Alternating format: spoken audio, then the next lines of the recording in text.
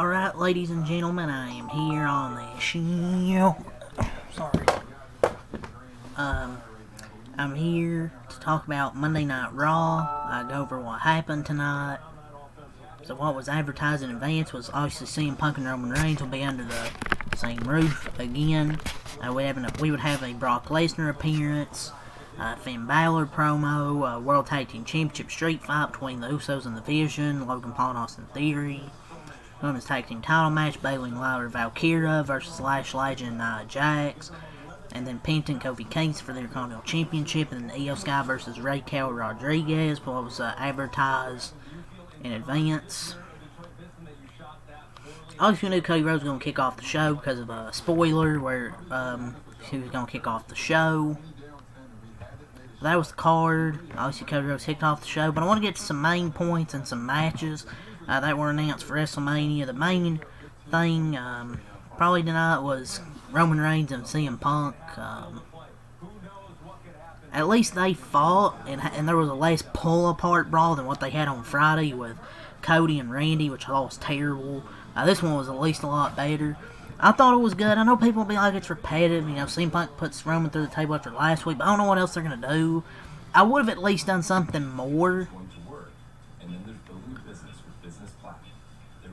What they offered was much better than another recycled promo segment. Because, I mean, we've heard him talk a few weeks. I don't know if you really have much more to say on the mic.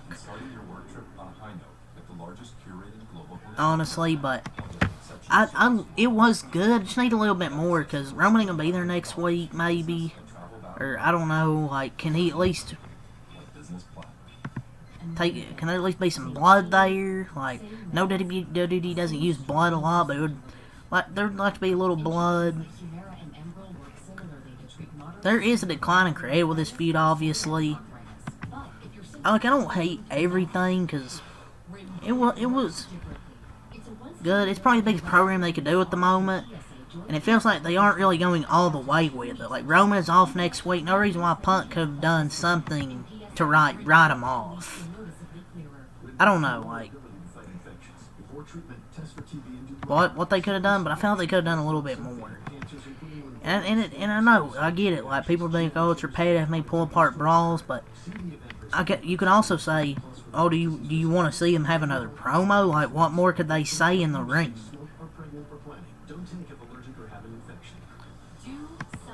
I mean, maybe they could get more creative, but they've had like 2 or 3 talking segments. I don't know what more you can really talk about.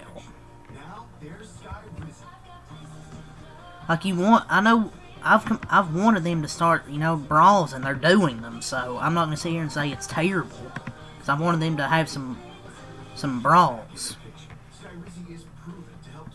because they've really said everything they can on the microphone. But I do feel a little steam with this. It did feel like a copy and paste and laziness, just through the announce table. At least it's probably more intensity than Cody and Randy, but this may be an unpopular take, but I feel like it's kind of getting... I feel like Obafemi and Brock Lesnar feels like more of a main event than what they're doing right now. Like, it was a solid brawl, but I do get a bit tired of the brawls. Like, I do want some brawls, but I don't want, like, back-to-back weeks. But that's just me, though. The other thing, few other things, Cody Rhodes showed up at the start of the show. Stephanie McMahon come out. That was a really good opening segment. Seth Rollins got attacked by Gunther at the point of the WrestleMania sign, so I think it's going to be Gunther and Seth Rollins at WrestleMania. Look, I know it doesn't make any sense, I get it. And you're not wrong. But I'll gladly take it with both hands. It will be one of the best matches of the entire show. Both had their Mania matches canceled, so let them face each other and give the fans a show, because it seems like Braun Breaker probably ain't cleared and Rey Mysterio probably ain't going to be, so look, match doesn't make any sense, obviously, but this is really the best they could pivot to at this point to get Gunther and Seth Rollins on the show, with Seth Rollins back now. With some matches announced for WrestleMania, the women's tag team titles are officially set. Bayley and Lyra versus Charlotte and Alexa versus Nia and Lash Legend versus the Bella Twins. So a fatal four-way for the women's tag team titles. That kind of seems like a bathroom break match for me, man. Kind of need a stipulation for this one if you ask me. If it's just a normal fatal four-way, it's kind of a bathroom break. Penta, and then for the women, the Intercontinental Championship ladder match. Penta, Javon Evans, Rusev, Dragon Lee, JD McDonald. Now, how the hell Rusev made it here, but that match was announced. But those matches announced. A few main things from Raw tonight. Roman and Punk, and then Gunther and Rollins. We had new tag champions, The Vision. Brock and Oba had a really good segment. But let's get right into it. So, Cody Rhodes kicks off the show, did he be Undisputed Champion. Before he can address the fans, his upcoming title defense against Randy Orton, WrestleMania 42. Stephanie McMahon interrupted. Rhodes discussed being a multi-generational talent like Rhodes and Orton, and applauded that the American Nightmare is taking the golden path and attempting to do things the right way, except he's not like his father. He's not capable of beating this version of Randy Orton, like this is 2009 Randy Orton. This ain't 2009 Randy Orton. The Violent Ruthless compared Rhodes' answer, reminding everyone that he used to check to make sure Rhodes was still breathing while he drilled all over himself, after reminding McMahon that she was not like her father either, and eating a slap in the face. Rhodes listened as she warned him to start thinking like his former mentor, who will leave Vegas without the title. So, fantastic start to the show. McMahon had a lengthy history with Orton, including a rather famous build at WrestleMania 25, and knew exactly how to get the point across, so did what it needed to do. Street Fight for the World Tag Team titles. So, the Vision defeat the Usos to win the Tag Team Championships. A convoluted spot introduced Io Speedy into the proceedings, and he accidentally laid out LA Knight with the brass knuckles, continuing the idea that he was cursed by Danhausen. There was no theme music for the Usos. Oh, it sucks. Just use Day One-ish, my lord. This match, there were some crowd-pleasing spots for the most part, but this was just background noise to involve the influencer Io Speed and the eventual title change. Just shows how cold the tag team division is, man. On both. On the men and women are not good right now. Liv Morgan promo after that she had that physical brawl with Stephanie last week, which I thought was good. She made her way to address the ring. She said, "You're done for, bitch." Her tone turned angry and personal. She admonished the Women's World Champion for attacking Dominant last week. Morgan said her mother taught her never to let anyone get the best of her, then made disparaging remarks about the champion's mom. Back here hit the ring and leveled the Royal Rumble winner. When she teased using the chair, Roxanne Perez made her return, attacking her from behind.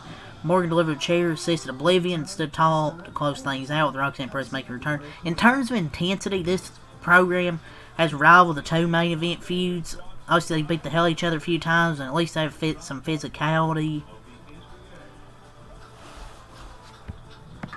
Lyra Valkyria and Bayley versus Lash Legend and Nia Jax for the tag team titles. Jackson Legend defeated Bayley and Valkyria due to disqualification. As the action broke down, all four compares were laid out in the center of the ring. The Bella Twins and Charlotte and Alexa made their way to ringside. The Hills laid everyone out before Flair and Bliss attacked the champions, leading to a DQ. This was just the finish, man. Just sucked the air out of this. I'm sorry. I'll say it again and again. The women's tag team title situation is some of the worst television all week in WWE.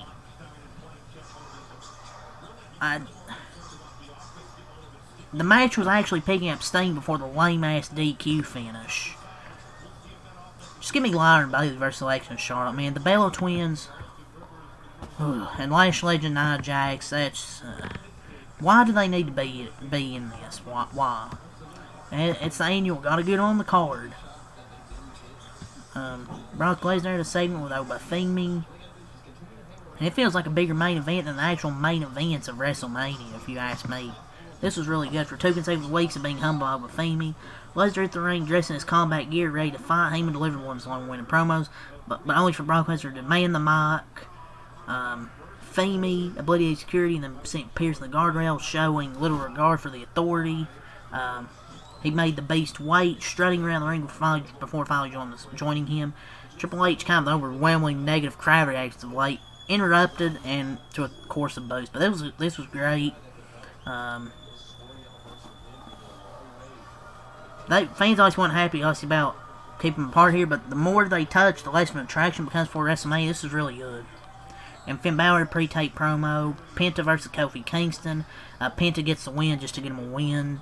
Paul Heyman had a promo. He titled the Division's tag title win earlier in the show before Adam Pearce interrupted and revealed that Boston police had dropped all charges against Seth Rollins. Seth Rollins come out, but Gunther came out of nowhere, pulled him out of the ring, put him to sleep before motioning towards WrestleMania sign. Io versus Raquel. Raquel defeats Io Sky, which was solid. Fun match. Hurt by the interference. Heavy finish, but it was still good. And CM Punk and Roman Reigns. There's no time nor words. Instead, Punk marched to the ring, taking his hand ready to fight, and Reigns and Punk brawled around the ringside area. When producers attempted to get involved and pull them apart, they took bumps, including a spear from Reigns to Petey Williams. Punk finally got the best of Reigns for delivering a go to sleep, leveling him. He hoisted Reigns overhead and delivered the same powerbomb to the announce table that he endured last week. He mocked the Roman Reigns chance and added a few more punches for good measure before standing tall to close out the segment show. The feud badly needed this to me because we've seen plenty of talking and they need to ramp up the physicality with a brawl between the two. Like Uso involvement was interesting in that they were vital parts of the last few weeks of programming, but they had an excuse, because they lost early in the show. But yeah, that's all that ended up happening tonight on Monday Night Raw. The Brock Lesnar-Oba Femi rivalry has been the best part of the road to WrestleMania 42, and this show was no different. I thought that's probably the MVP. That probably was the MVP of the show with Lesnar and Oba Femi. But it felt like a major stop on the road to WrestleMania night show. It wasn't perfect by any stretch, but I would give it like 7.5, 7.5 out of 10. I thought it was pretty good I shouldn't say pretty good, but I thought it was good. For the most part, there's things I loved, but a few things I didn't like, so I'll give it a 7.5. But yeah, that's all I have to say here. Leave a like, subscribe for more. Peace, and leave your thoughts, comments below.